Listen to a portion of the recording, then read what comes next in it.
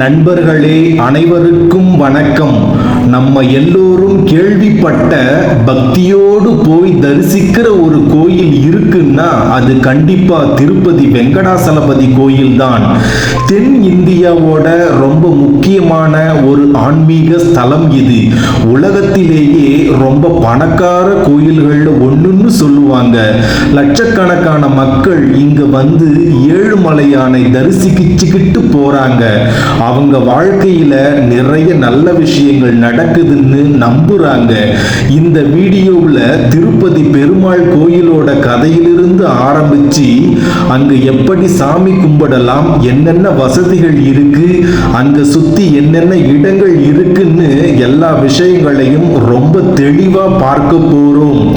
இது வெறும் கோயில் பற்றிய தகவல் மட்டும் இல்லைங்க, ஒரு மனசுக்கு ரொம்ப நெருக்கமான நிறைவான அனுபவம் என்று கூட சொல்லலாம். வாங்க ஏழுமலையானோட அருளை பெறுவோம். இந்த அற்புதமான பயணத்தை ஆரம்பிப்போம். திருப்பதி கோயிலோட மூலவரான வெங்கடாசலபதியோட கதை ரொம்ப பழமையானதுங்க. புராண காலத்திலிருந்தே சொல்லப்பட்டு வர்ற ஒரு அழகான கதை இது. அதாவது ஒரு முறை மகாவிஷ்ணுவோட மார்புல வாசம் செஞ்சுக்கிட்டு இருந்த லட்சுமி தேவியை பிருகு முனிவர் என்பவர் கோபத்துல காலால் உதைச்சிட்டாராம். இதனால லட்சுமி தேவி கோபப்பட்டு பூமிக்கு வந்து தவம் செய்ய ஆரம்பிச்சிட்டாங்க. லட்சுமி தேவியை தேடி வந்த மகாவிஷ்ணு பூமிக்கு வந்த பிறகு பத்மாவதி தாயாரை கல்யாணம் செஞ்சிருக்காரு. இந்த கல்யாணத்துக்காக அவர் குபேரன் கிட்ட கடன் வாங்கினதா ஒரு கதை இருக்கு. அதனாலதான் நாம இப்போ உண்டியல்ல பணம் போடும்போது பெருமாளோட கடனை அடைக்க உதவுறதா நம்புறோம்.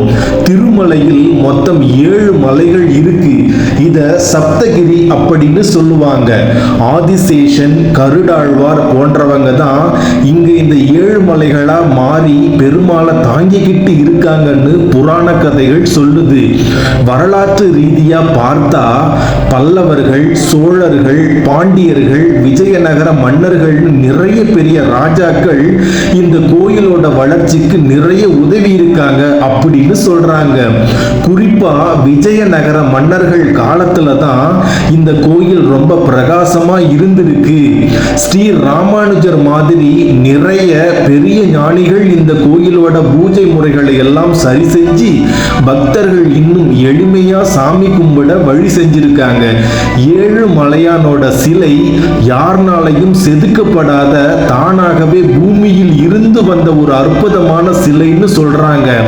இது ரொம்ப பெரிய சிறப்புங்க. இங்க அவருடைய நெத்தியில போடுற நாமமும் அவரோட சக்தியை காட்டுது.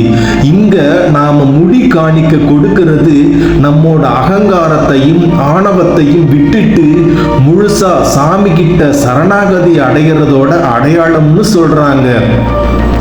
திருப்பதிக்கு வர்றவங்களோட முக்கியமான நோக்கம் என்னன்னா ஏழுமலையானை தரிசிப்பதுக்காகத்தான். தினமும் லட்சக்கணக்கான பக்தர்கள் வர்றதால சாமி கும்பிடுற முறைகளை ரொம்ப அழகா ஏற்பாடு பண்ணியிருக்காங்க. முதல்ல சர்வ தரிசனம் என்று சொல்வார்கள். இது இலவசமா சாமி கும்பிடுற முறைங்க. இந்த வரிசையில நின்னா சில மணி நேரம் காத்திருந்து சாமி கும்பிடலாம். அடுத்தது திவ்ய தரிசனம். அலிபிரி அல்லது ஸ்ரீவாரி மெட்டு வழியா நடந்து போற பக்தர்களுக்கான தரிசனம் இது. நடந்து போகும்போது இன்னும் அதிகமா பக்தி வரும் அப்படின்னு சொல்றாங்க. அலிபிரி பாதையில் சுமார் 3500 படிகளும் ஸ்ரீவாரி மெட்டு பாதையில் சுமார் 2500 படிகளும் இருக்குங்க. இப்போ நிறைய பேர் 300 ரூபாய் சிறப்பு நுழைவு தரிசனம் தான் விரும்புறாங்க. இத ஆன்லைன்ல முன்பதிவு செஞ்சிட்டு குறிப்பிட்ட நேரத்துல போய் சாமி கும்பிடலாம். இதனால வெயிட் பண்ற நேரம் ரொம்ப குறையும். விஐபி தரிசனம் மாதிரியான சில நடைமுறைகளும் இங்கு இருக்குங்க. சாமி கும்பிட ஆன்லைன்ல முன்பதிவு செய்கிறது இப்போ ரொம்ப முக்கியமாகிடுச்சு. திருமலை திருப்பதி தேவஸ்தானத்தோட அதிகாரப்பூர்வ இணையதளமான TDD www.tirumala.org மூலமா இதையெல்லாம் நாம புக் பண்ணிக்கலாம். சாமி கும்பிடுறது மட்டும் இல்லாம கோயில்ல நிறைய சிறப்பு பூஜைகளும் நடக்குது. அதாவது கல்யாண உற்சவம், ஆர்ஜித பிரம்மோற்சவம், தோள உற்சவம், வசந்தோற்சவம், சகஸ்ர தீப அலங்காரம் சேவை, இதெல்லாம் சில முக்கியமான சேவைகளா பார்க்கப்படுது. இந்த பூஜைகள்ல கலந்துகிட்டா பெருமாளோட முழு அருளையும் பெறலாம்னு ஒரு நம்பிக்கை இருக்கு. இந்த பூஜைக்கான டிக்கெட்டுகளையும் ஆன்லைன்லயே முன்பதிவு செஞ்சுக்கலாம். திருப்பதின்னு சொன்னதும் நமக்கு ஞாபகம் வர்றது உலக புகழ்பெற்ற திருப்பதி லட்டு பிரசாதம் தான். அதோட சுவையும் தனிப்பட்ட மனமும் ரொம்ப சிறப்பு. லட்டு தவிர வடை, அப்பம், ஜிலேபி மாதிரியான சில பிரசாதங்களும் அங்கு கொடுக்கிறார்கள். தலைமுடி காணிக்கை கொடுக்கிறது இங்கு ஒரு முக்கியமான வழக்கம். நம்ம அகங்காரத்தை இறைவன் கிட்ட ஒப்படைக்கிறோம் அடையாளமா தான் இது பார்க்கப்படுது. திருமலையில் நிறைய இடங்கள்ல முடி எடுக்கிறதுக்கு தனி இடங்களே இருக்கு. இதெல்லாம் சுத்தமாகவும் சுகாதாரமாகவும் பராமரிக்கப்படுகிறது. திருமலை திருப்பதி தேவஸ்தானம் அப்படிங்கிற ஒரு அமைப்பு தான் இந்த கோயிலை நிர்வாகம் செஞ்சுக்கிட்டு இருக்காங்க. உலகத்திலேயே ரொம்ப சிறப்பாக நிர்வாகம் செய்யப்படுற அமைப்புகள்ல இதுவும் ஒண்ணுங்க. கோயிலோட பூஜை முறைகள், பணம் சமாளிப்பு, பக்தர்களுக்கான வசதிகள், சமூக சேவைன்னு எல்லாத்தையும் தேவஸ்தானம் ரொம்ப அழகா கவனிச்சுக்கிறாங்க. பள்ளிக்கூடங்கள், ஆஸ்பத்திரிகள், நிறைய நல்ல காரியங்களையும் தேவஸ்தானம் சிறப்பா செய்றாங்க. திருமலைக்கு வர்ற பக்தர்களுக்காக நிறைய தங்குற வசதிகள் கூட இருக்கு. தேவஸ்தானத்தோட நிறைய ரூம்கள் இங்கு இருக்கு. இத நாம ஆன்லைன்ல முன்பதிவு செஞ்சுக்கலாம். கீழே திருப்பதியிலையும் நிறைய தனியார் லாட்ஜுகள் இருக்குங்க. போக்குவரத்தை பொறுத்த வரைக்கும் திருப்பதியில இருந்து திருமலைக்கு போக அரசு பேருந்துகளும் தனியார் பேருந்துகளும் அடிக்கடி போயிட்டு வரும். டாக்ஸியும் கிடைக்கும்.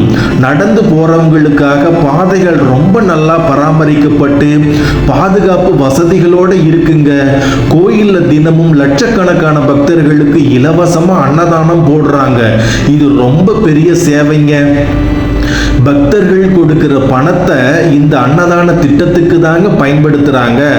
ஆஸ்பத்திரி வசதி, சுத்தமான குடிநீர் வசதி, டாய்லெட் வசதி மாதிரியான எல்லா அடிப்படை வசதிகளையும் திருமலையில் ரொம்ப நல்லாவே பராமரிக்கிறாங்க. கோயிலோட பாதுகாப்புக்கும் ரொம்ப அதிகமா முக்கியத்துவம் கொடுக்கிறாங்க. திருமலை வந்து ஏழுமலையானை தரிசனம் செஞ்ச பிறகு பக்கத்துல இருக்கிற சில முக்கியமான இடங்களையும் நாம பார்த்துட்டு வரலாம். அதாவது திருமலையிலேயே பாப விநாசம்ங்கிற தீர்த்தம் இருக்கு. இதுல குளிச்சா நம்ம பாவங்கள் எல்லாம் போகும் அப்படின்னு நம்புறாங்க.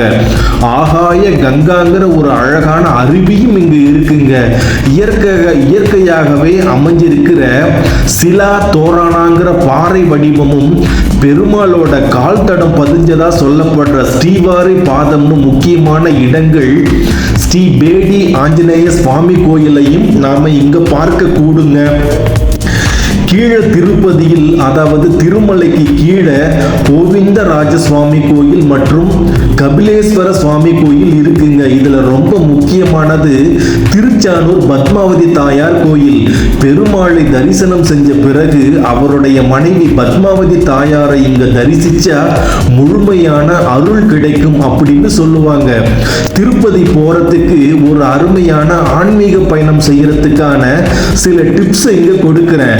நீங்க போறதுக்கு முன்னாடியே எல்லாத்தையும் பிளான் பண்ணிக்கோங்க. குறிப்பா பண்டிகை நாட்கள்ல ரொம்ப கூட்டமா இருக்கும் நண்பர்களே. சாமி கும்பிடுறதுக்கு, ரூம்களுக்கு, சிறப்பு பூஜைகளுக்கு எல்லாத்துக்கும் ஆன்லைன்ல டிக்கெட் புக் பண்ணிடுங்க. கோயிலுக்குள் போகும் பொழுது ரொம்ப கனமான உடைகளை நீங்கள் அணிவது நல்லதல்ல. அங்கீகரிக்கப்பட்ட கடைகள்ல மட்டுமே பொருட்களை வாங்குங்க. ஆதார் அட்டை மாதிரி ஒரு அடையாள அட்டையை எப்பவும் கூட வச்சுக்கோங்க. கோயிலோட புனிதத்தை மதிச்சு அமைதியா இருங்க. காணிக்கையை உண்டியல்ல மட்டும் போடுங்க. திருப்பதி ஏழுமலையானை தரிசிப்பது ஒரு தனித்துவமான மனசுக்கு நிம்மதியை தர்ற அனுபவம். ஏழுமலையானோட அருள்னால உங்க வாழ்க்கையில எல்லா நல்லதுக்கும் நடக்கும்னு நானும் நம்புறேங்க. இந்த வீடியோ மூலமா திருப்பதி பெருமாள் பெருமாள் பத்தி நீங்க நிறைய தெரிஞ்சிருப்பீங்க அப்படின்னு நான் நம்புறேங்க. ஏழுமலையானோட அருள்னால உங்க வாழ்க்கையில எல்லாம் நல்லதும் நடக்கும்னு நம்புறேன். இந்த வீடியோ உங்களுக்கு ரொம்ப உதவியா இருந்திருக்கும்னு நினைச்சீங்கன்னா கண்டிப்பா ஒரு லைக் போடுங்க. உங்க கருத்துக்களை கமெண்ட்ல சொல்லுங்க. மறக்காம உங்க நண்பர்கள் மற்றும் உறவினர்களுக்கு எல்லாருக்கும் ஷேர் பண்ணுங்க. இன்னும் நிறைய பயனுள்ள வீடியோக்களை பார்ப்பதற்கு நம்ம சேனலை சப்ஸ்கிரைப் பண்ணி பக்கத்தில் இருக்கிற பெல் ஐக்கானையும் கிளிக் பண்ணிடுங்க. உங்களோட ஆதரவு தான் எனக்கு பெரிய ஊக்கமாக இருக்கும். மீண்டும் ஒரு முறை ஏழுமலையானோட பாதங்களை வணங்கிவிட்டு அடுத்த வீடியோல சந்திப்போம். நன்றி, வணக்கம். கோவிந்தா கோவிந்தா.